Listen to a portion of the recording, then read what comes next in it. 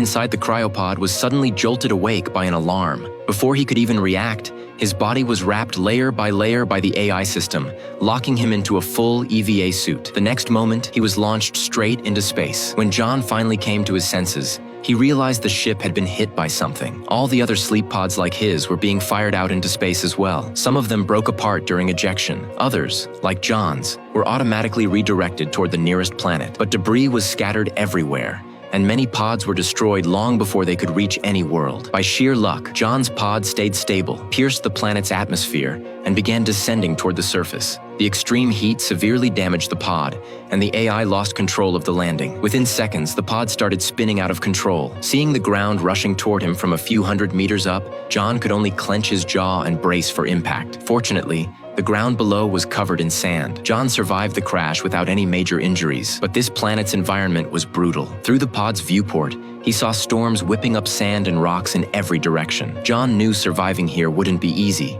so he quickly sent out a distress signal through the communicator. He waited for a long time and got no response. Just then, the pod began to shake and the system blared a new warning. The violent landing had damaged the structure, and the pod could explode at any moment. Helpless but with no choice, he grabbed the window breaker and smashed open the cryopod's glass hatch. But as John was about to climb out, another jolt hit. The pod shook again, and his suit was torn on the way out. Oxygen started leaking from his abdomen. In seconds, his oxygen level dropped to 42%. John quickly found a repair spray and sealed the tear as best he could. Even though he patched it up, half of his oxygen was already gone. Before he could even catch his breath, the pod's engine started smoking. John scrambled out of the pod. Now the question was, where could he even go? Before he could figure that out, he saw the main ship he had been on also descending onto this planet. It slammed into a nearby body of water, and the massive impact sent shockwaves across the surface. Luckily, he was far enough away not to be killed by the blast. But now he was truly stranded on a desolate planet. As John stood there lost in thought,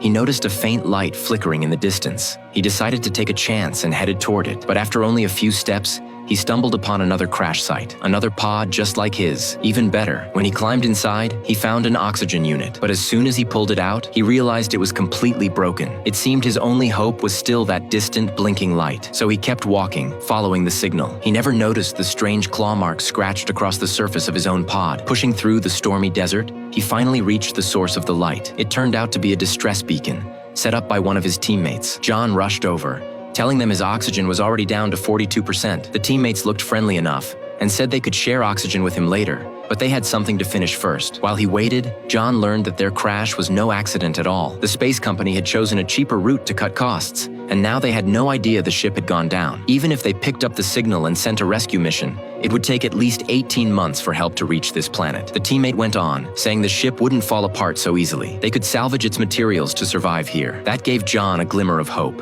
and he quickly joined in to help. But in the very next second, a monster suddenly lunged out of nowhere and dragged the teammate away. John didn't even hear a sound. By the time he spun around, the guy was already gone. He assumed the man had run off and didn't want to share oxygen after all, so John decided to head straight toward the ship instead. Maybe there would be oxygen equipment there. Traveling across this massive planet, however, was anything but easy. John soon began to lose hope. That's when a voice suddenly came through his helmet. A woman named Anna, the ship's operations manager. She said she was trapped in her pod, pinned in place by a rock, and needed John's help. When he pulled up the map, he saw that her pod was on the opposite side from the ship. If he went to save Anna, his oxygen would almost certainly run out on the way, and panic was already creeping in. But Anna calmly told him that she had a working oxygen unit with her, enough for both of them to share. With no real choice left, John turned and went to rescue her. He hadn't gone far before darkness suddenly fell across the landscape. He could feel something nearby. For Anna's sake, John forced himself to stay calm. Soon he noticed circular footprints on the ground, leading into a round, tunnel-like hole. He had no idea what made them, so he slowly backed away. Over the comms,